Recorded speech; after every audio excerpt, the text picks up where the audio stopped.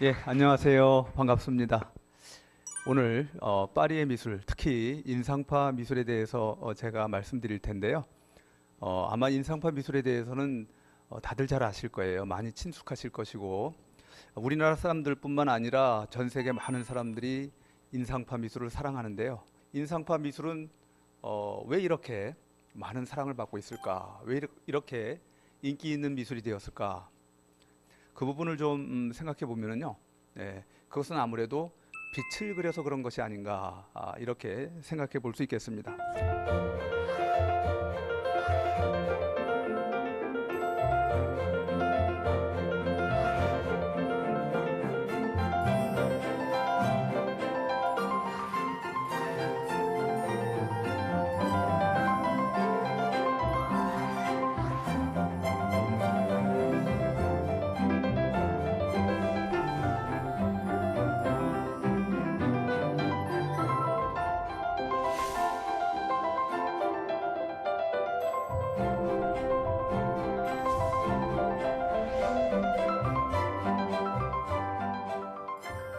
원래 서양화는 굉장히 어두운 그림이었어요.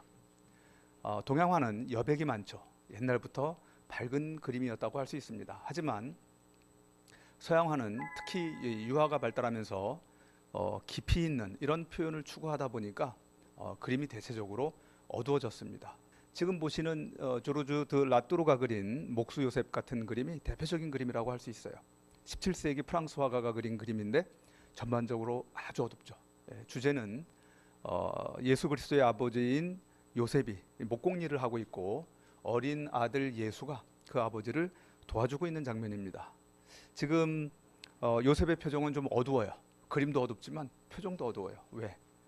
이 귀엽고 이 착한 아들이 언젠가 인류의 죄를 대신 지고 십자가에 매달려야 하기 때문입니다. 그걸 생각하니까 아버지로서 굉장히 마음이 안타까워요. 그런 어두운 정서를 어두운 이런 분위기 속에서 표현하고 있는 것을 볼 수가 있습니다. 이렇게 서양 미술은 어두운 그런 그림이었다고 할 수 있겠습니다. 그러나 인상파 이후 서양 미술은 매우 밝아지죠. 빛을 그리면서 서양 미술은 매우 밝아집니다. 지금 보시는 모네 수련 같은 그림 얼마나 화사하고 얼마나 밝습니까? 보는 사람도 절로 기분이 좋아져요. 바로 이런 인상파 그림 어떻게 해서 탄생했는가? 그 탄생의 연원을 우리가 좀 살펴볼 필요가 있는데요. 우리를 그쪽으로 날라다 줄 기차역이 있습니다. 바로 오르세역이죠.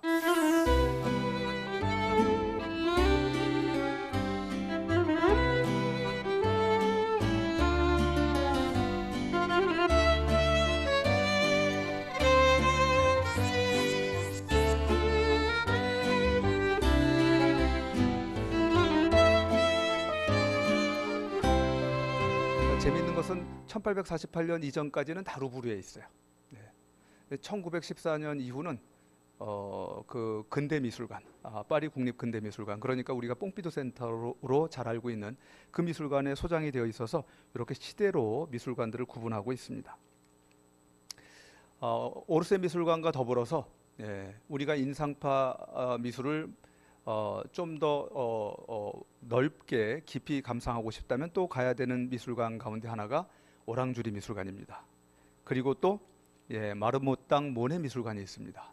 이렇게 파리에는 인상파를 우리가 마음껏 풍족하게 즐길 수 있는 이런 미술관들이 여러 군데 있습니다. 오랑주리 미술관은 원래 온실로 만들어진 건물입니다. 1853년에 온실로 지어진 건물인데 1927년부터 미술관으로 활용되기 시작했습니다. 무엇보다도 유명한 모네의 대작 수련 연작이 여기 있어요. 길이가 90m가량 됩니다. 전체를 이어보면 그래서 커다란 타원형 방 두 군데에 넣어놨는데 그 안에 들어가면 우리 자신이 깊은 연못 속에 들어간 느낌이에요. 그래서 우리도 모르게 차분하게 마음이 가라앉습니다. 그런데 왜 인상파 화가들은 이런 밝은 그림을 그리게 되었는가? 그 이유를 알기 위해서 우리는 미술사 책만 봐서는 안 됩니다. 인상파 미술은 무엇보다도 산업화의 결실, 산업화로 인해서 인류가 절대 빈곤을 사라지게 했어요. 그러니까 그 이전에는 굶어 죽는 사람들이 있었던 거죠. 진짜 흉년이 들고 살기가 어려워지면 굶어 죽는 사람들이 나와요. 그러나 산업화가 이루어진 다음부터 굶어 죽는 사람들이 더 이상 나오지 않습니다. 바로 이런 변화를 역사상 최초로 맞은 지역이 유럽이고 서유럽 국가들이고, 바로 그 영향이 그림에도 나타납니다. 풍요로워진 사회. 빵만 먹어도 너무 좋은데, 굶지 않고 빵만 먹어도 좋은데 빵 위에 크림이 떨어져요. 그래서 그 시기를 빵 위에 크림이 떨어지는 시기라고 합니다. 그러니 그림이 크림색만큼 밝아질 수밖에 없죠. 그래서 지금 보시는 그림들처럼 밝은 그림들이 그려집니다. 인상파가 70년대, 1870년대부터 나오게 되는데요. 그 직전 1852년부터 1870년까지를 제2제정기라고 합니다. 그 시기에요, 프랑스의 수출입 규모가 무려 400배가 늘어납니다. 그리고 그 공장이 이 노동자를 2배나 더 많이 고용합니다. 엄청난 변화예요. 인상파 화가 가운데 한 사람인 르누아르가 그린 이 피아노 앞에 소녀들이라는 그림을 보면 아주 밝죠. 실내인데도 밝아요. 빛이 금빛이에요.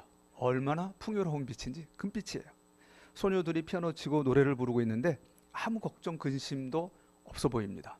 그만큼 밝고 화사해요. 그래서 이 그림에서 우리가 보게 되는 것은 물리적인 빛만이 아니라 정서적인 빛, 그런 심리적으로도 이 사람들이 매우 안정이 되어 있다는 것을 우리가 이 그림에서 느낄 수 있습니다. 반면에 그 직전의 그림 한번 보세요. 밀레는 인상파 바로 직전 세대의 작가라고 할 수 있습니다. 인상파 직전에 자연주의 혹은 사실주의라고 하는 그 미술사조를 대표하는 화가 가운데 한 사람인데, 이삭죽기 보면은요, 물론 야외를 그리고 밝은 날을 그려서 하늘이 환하게 그려져 있어요. 하지만 전경은 어둡죠. 사람들도 좀 어두워 보여요. 전반적으로 무언가 무거운 정서를 느끼게 됩니다. 그래서 이 사람들로부터 우리가 느끼게 되는 것은 삶의 어떤 고단함, 힘겨움, 이런 거예요. 진짜 죽지 않기 위해서 절실하게 노동하는 사람들, 그런 고통이 그림에 배어 있는 걸 우리가 느낄 수 있습니다. 그리고 기술과 미디어의 발달도 인상파 미술을 낳는데 큰 영향을 끼칩니다. 인상파의 가장 핵심적인 요소가 빛이라고 할 수 있는데, 그 빛을 과학적으로 보다 아주 선명하게 인식하게 되는 계기 가운데 하나가 카메라의 발명이에요. 이 무렵에 다게로타입이라고 하는 최초의 사진술이 반영된 그런 사진기가 나옵니다. 그게 1839년에 시판이 돼요. 카메라가 뭡니까? 빛을 잡는 그런 도구죠. 사람들은 보통 어떤 대상을 그린다 그러면 대상 자체를 먼저 떠올릴 수밖에 없어요. 꽃을 그린다, 꽃. 사과를 그린다, 사과. 사람을 그린다, 사람. 그런데 인상파 화가들은 뭘 먼저 떠올립니까? 빛. 사과에 반사되어 나온 빛. 꽃에 반사되어 나온 빛. 사람에게서 반사되어 나온 빛. 그런 인식을 가질 수 있었던 중요한 계기 중에 하나는 카메라입니다. 알고 보니까 빛을 잡는 거예요. 그래서 빛을 그리는 겁니다. 빛을 그리는 것이 본질을 그리는 것이라는 이런 생각을 갖게 돼요. 그리고 철도의 영향도 무시할 수가 없습니다. 야외로 많이 나가게 된 계기가 철도예요. 이제 여가를 즐길 수 있게 됐는데 도시 사람들 탈 것이 별로 없으면 도시에 머물러야죠. 하지만 이 기차가 있습니다. 1830년경부터 프랑스의 기차가 놓이기 시작해서, 철로가 놓이기 시작해서 1870년쯤 이르게 되면 무려 2만 킬로 가까운 19,200km의 철로가 생깁니다. 그래서 이렇게 철도가 부설이 되면서 사람들이 파리를 벗어나서 근교로 놀러 다닐 수 있어요. 그전에는요, 계획적으로 레저를 즐긴다는 개념이 없었어요. 그냥 쉬는 시간이 있으면 고마운 거고, 쉴 때 그냥 쉬는 거죠. 그러나 이 사람들은 다릅니다. 계획적으로 즐겨요. 그래서 세상이 그만큼 밝게 보여요. 세상이 그만큼 아주 긍정적으로 보입니다. 그러니 사진기가 찍듯이 그림을 그리는 이런 태도들이 나타나기 시작합니다. 모네가 그린 풀바디의 점심 식사 보세요. 피크닉 나와서 얼마나 즐겁습니까? 화사하죠. 그때의 여유로움을 마치 사진으로 찍은 것처럼 그립니다. 드가의 이 그림은 더 사진적이에요. 증권거래소를 찍은 게 아니라 그린 그림인데, 예, 지금 보시면 왼편의 사람이 가운데 있는 사람의 어깨를 잡고 있죠. 뭔가 얘기를 하려고 해요. 그러니 그 사람은 뭔가 자료를 보려다가 지금 이제 정보를 빨리빨리 지금 이제 파악하는 게 중요하죠. 그런데 뒷사람이 말을 거니까 귀를 그 사람한테 기울이고 있습니다. 이런 포즈는 그 전에 서양 고전 회화에선 참 보기 힘든 포즈예요. 대부분 좀 정적입니다. 뭔가 동적이어도 마치 그 기념비적인 조각에서 보는 것 같은 뭔가 연출된 제스처인데 이건 전혀 연출된 제스처가 아니에요. 너무나 자연스러워요. 게다가 전면에 보시면 오른쪽에 사람이 지금 지나가다가 끊긴 모습이 보입니다. 지금 눈앞에서 사람이 확 지나가는 거예요. 그러니까 이럴 때 사람이 또렷하게 포착이 안 되죠. 예, 지나가면서 흐릿하게 지금 포착이 되고 있습니다. 손 같은 게 살색으로 보이고 등 같은 것이 지금 전체적으로 느껴집니다. 예. 옛날 화가들은 이렇게 사람을 표현한다는 건 상상도 못했어요. 아니 사람을 그리는데 몸이 잘리고 얼굴도 안 보이고 등만, 예, 그것도 거칠게. 예. 드가는 사진을 매우 좋아했어요. 예. 사진을 스스로 많이 찍었습니다. 그러다 보니까 이 스냅성, 예, 사진의 스냅성에 눈을 뜨게 돼요. 이것이 순간의 찰나의 이미지지만 뭔가 영원하고 고정된 이미지보다 이 찰나와 순간의 이미지가 뭔가 삶의 진실을 더 잘 전해주는 것 같아요. 그리고 또 우리가 인상파의 탄생과 관련해서 주목해 봐야 될 것이 화구의 발달과 일본 미술의 유입입니다. 이것도 인상파에 영향을 끼쳐요. 네. 튜브 물감이 1841년에 존 랜드라고 하는 미국인에 의해서 처음 발명이 됩니다. 그리고 1850년대부터 상용화돼요. 네. 그래서 르누아르는 이런 말을 합니다. 튜브 물감이 없었다면 세잔도, 모네도, 시슬레도 존재할 수 없었다. 인상파는 없었을 거라는 거예요. 그 정도로 튜브 물감이 중요한 역할을 했다는 겁니다. 유화 물감, 그 튜브 물감이 탄생되기 전에 화가들은 그러면 야외에 나가서 그림 그릴 때 어디다 물감을 담아 갔느냐? 보시다시피 돼지 방광입니다. 돼지 방광, 돼지 오줌보. 그러니까 23개 물감을 넣어서 나가려면 돼지 20마리 잡아야 돼요. 네. 그런데 이 오줌보에 물감 넣고 어떻게 짜서 썼느냐? 송곳 같은 거로 찔러서 짜요. 그러다 보면 이게 터질 수가 있습니다. 그럼 물감 다 뒤집었어요. 그날 작업 끝입니다. 거기서. 그리고 20개나 되는 그 돼지 오줌보 들고 가려면 이거 굉장히 무거워요. 그리고 복잡해요. 여러 면에서 굉장히 불편합니다. 그런데 튜브 물감이 발명됩니다. 너무나 쉽게 짤 수 있어요. 그리고 작아요. 아주 들고 다니기가 좋습니다. 그래서 튜브 물감이 인상파를 낳았다. 이런 이야기를 하는 겁니다. 야외에서 그리기에 이것만큼 크게 도움이 되는 게 없어요. 그리고 일본 미술의 영향, 인상파에 두드러지게 나타나게 되는데 지금 보시면 마네가 그린 에밀 졸라, 에밀 졸라 같은 지성인이 일본 미술의 영향을 얼마나 많이 받고 있는가를 볼 수 있습니다. 왼편에 보시면은 일본 병풍이 있죠. 그리고 벽에는 일본 우키요의 그림이 지금 붙여져 있어요. 이렇게 일본 문화를 좋아했습니다. 1853년에 일본이 개항을 합니다. 그러면서 일본의 도자기를 비롯한 여러 산물을 수입하게 되는데 유럽에서 뭘로 이 그릇들을 싸갖고 왔느냐? 우키요에라고 하는 일본 파나로 싸서 갖고 왔어요. 파나가 워낙 많이 제작이 되다 보니까 그걸 그냥 그릇을 싸서 보낸 거예요. 그걸 본 유럽의 미술가들이 놀랍니다. 인상파 화가들이 놀라요. 아니 이렇게 훌륭한 그림이 있나? 그런데 이것을 갖다 그릇 싸는 데 썼네? 너무나 귀하게 생각하고 그걸 수집하기 시작합니다. 그래서 그 다음에는 파나 자체가 수입이 돼요.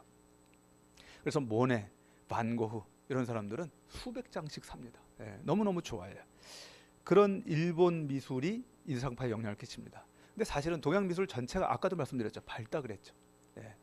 그림자가 없어요. 우리 그림에서 혹시 그림자 보신 적 있으세요? 단원 기봉도 씨름도 한번 떠올려 보세요. 거기 그림자 있습니까? 없어요.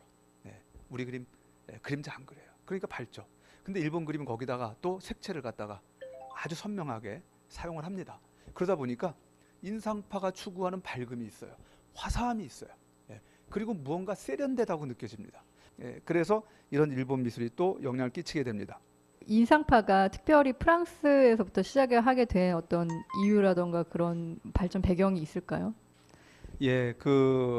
다른 지역에서도 말하자면 산업화가 일어났지 않습니까? 기술의 발달도 같이 이렇게 공유했고, 그런데 인상파가 이제 프랑스에서 발원하게 된 배경은 일단은 미술의 중심이 19세기에 이르게 되면 프랑스 파리로 다 이제 쏠리게 되는 거죠.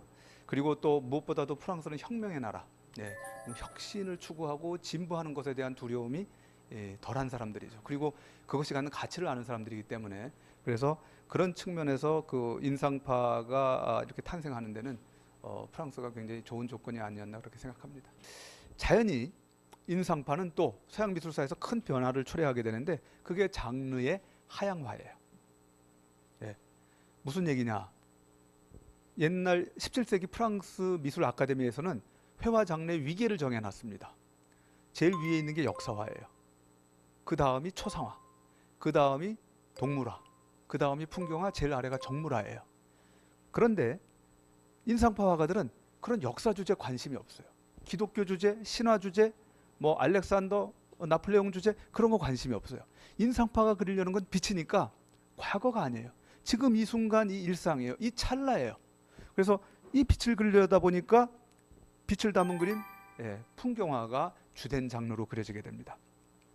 그래서 평범한 일상이 중요한 주제로 부각이 돼요. 그래서 우리가 고전 미술하고 인상파 그림하고 비교해 보면 같은 주제 혹은 같은 소재를 그려도 분위기가 전혀 다르다는 걸 느낄 수 있어요. 앵그르가 그린 샘은 샘을 의인화한 거죠. 그래서 이 여인은 그냥 일상의 인간 같지 않고 마치 그리스 조각 같아요. 흠도 티도 없는 어떤 완벽한 인간 같아요. 그런가 하면 오른쪽에 드가가 그린 저 누드의 여인은 보시는 장면 그대로 지금 목욕하는 모습이에요. 이 당시 프랑스 사람들 욕조를 갖춰놓고 목욕 안 했거든요. 욕조가 없었어요. 이제 욕조가 이제 생기기 시작할 무렵이죠. 욕조들이 이제 그 있는 집도 있었지만 대부분의 집들은 욕조가 없었어요. 그러니 어떡합니까? 저런 큰 대야에다가 옆에 항아리에 물 떠다 놓고 그 물 부어가면서 목욕을 했습니다. 일상의 그 모습을 그대로 그리는 것이 이런 드가의 욕조 같은 그림입니다. 물론 당시에 이 인상파 미술이 많은 사람들로부터 환영을 받은 건 아니에요. 그래서 서양 미술사상 어떻게 보면 최초의 일이 벌어집니다. 어떤 일이냐면 미술가가 그 시대인들로부터 인정을 못 받아요. 우리 잊혀져서 죽어간 대표적인 화가 한 사람 떠올려 보면 반 고흐 떠올려 볼 수 있죠. 이 시기 사람 아닙니까? 죽은 다음에 인정받아요. 그렇게 위대한 화가가. 그 전에는 그런 일 별로 없었어요. 미켈란젤로 당대의 대가였어요. 후대에도 대가예요. 그런데 이 시기에 들어서면서 그 시대에는 알아주지 않고 뒤에 알려지는 이런 화가들이 나옵니다. 왜냐하면 산업화 이후 갑자기 부가 늘었어요. 자본주의가 발달하고 이렇게 부가 쌓였습니다. 그러다 보니까 부유한 시민들이 많아지죠. 이 사람들이 모델로 삼은 그런 사람들의 삶의 모습이 뭐냐? 그게 옛날 귀족들의 삶이었어요. 그러니 어떻게 보면 복고적이에요. 그런데 인상파 화가들은 이 급격한 변화에 발맞춰 간 사람들이에요. 동시대의 어떤 시대 정신을 따라간 사람들이에요. 그러다 보니까 이 미술 작품을 사주는 사람들하고 창작하는 사람들의 갭이 너무 멀어진 거예요. 그러다 보니까 옛날에 비판과 비난에 많이 시달려요. 그 당시 신문 만평이에요. 인상파와 관련한 인상파 전시에 경찰이 지키고 있습니다. 임산부가 들어가려 그러니까 마담 들어가시면 안 됩니다. 왜 들어가면 안 된다는 거죠? 저 흉악한 그림 보시면 애 떨어집니다. 큰일 납니다. 들어가시면 안 돼요. 그 정도로 인상파 그림을 그 당시에는 터부시했다는 거죠. 고전적이고 아주 말끔하고 아주 무거운 이런 그림들만 보다가 인상파의 거칠고 밝은 그림 보니까 그게 너무 아주 흉악하다는 거예요. 이런 정도로 비난받은 사람들이 인상파 화가들입니다. 굉장히 어떻게 보면 미술사 속에서 가장 어려운 시기를 겪어간 그런 사람들이라고 할 수 있습니다. 그 당시 비평가가 인상파의 이름에 그 타이틀의 그 연원이 된 모네 인상 해돋이 이 그림을 보면서 이런 식으로 이야기합니다. 인상이라고? 나도 확실히 그렇게 생각했다. 나 역시 인상을 받았으니까. 요컨대 인상만 그려져 있었다는 말이다. 그만큼 방자하고 미적지근하다. 자유롭고 편안한 붓질, 조악한 벽지조차 이 해안 풍경보다 더 완성도가 높을 것이다. 이렇게 비난합니다. 하지만 역사적으로 매우 중요한 그림이 되었죠. 이 그림이. 그리고 마네의 올랭피아는 또 이런 비판을 받습니다.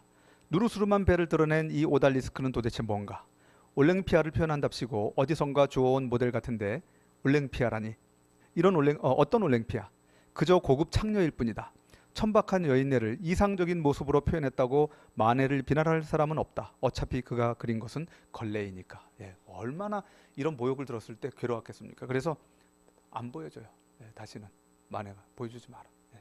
인상파 화가들이 당대 사람들한테 외면받았다고 하시는데 그러면 인상파 화가들에 대한 정부의 지원 어땠는지 여쭤보고 싶습니다. 그 당시 뭐 정부 지원은 거의 기대할 수가 없죠. 예. 다만 이제 그 인상파가 나오기 좀 전에 살롱전이라고 우리로 치면 국전 같은 게 있었습니다. 거기 출품했던 작가들이 이제 대거 낙선을 했는데 그 사람들이 이제 정부에 항의를 해서 그래서 낙선전이라는 걸 한번 연 적이 있어요. 낙선전. 낙선한 사람들의 작품만 모아서 뭐 그런 정도 지원은 있었지만 기본적으로 국가의 도움을 얻으려면 아카데미, 이 살롱전, 아카데미 쪽 이런 쪽으로 진출해서 제도 안에서 성공해야 되거든요. 근데 이 사람들은 제도 바깥에서 자기들의 세계를 추구한 사람들이기 때문에 지원은 기대하기 어려웠죠. 인상파가 이렇게 고생한 이유, 빛을 그렸기 때문인데 빛을 그린 이유, 그 시대와 발맞췄기 때문입니다. 그 시대 감성을 표현하려다 보니까 시대 정신을 표현하려다 보니까 시대에 발맞춰 간 거예요. 그러다 보니까 시대를 앞서간 예술가가 되었어요. 이 시대가 지금 어떻게 변해가는지 미술 안에 갇혀서 자기 전통에 갇혀서 우물안 개구리처럼 있는 게 아니라 그것을 꿰뚫어보고 느꼈다는 거예요. 젊은 감성으로 열정으로 느꼈다는 겁니다. 그래서 자기들이 절감한 진실로 느낀 그것을 표현한 거예요. 하지만 시대를 앞서간 사람들이 반드시 이기게 돼 있죠. 시대에 발맞춰간 사람들이 반드시 이깁니다. 그런 사실을 우리가 이 인상파 화가들로부터 느낄 수 있습니다. 제 말씀 여기서 마치도록 하겠습니다.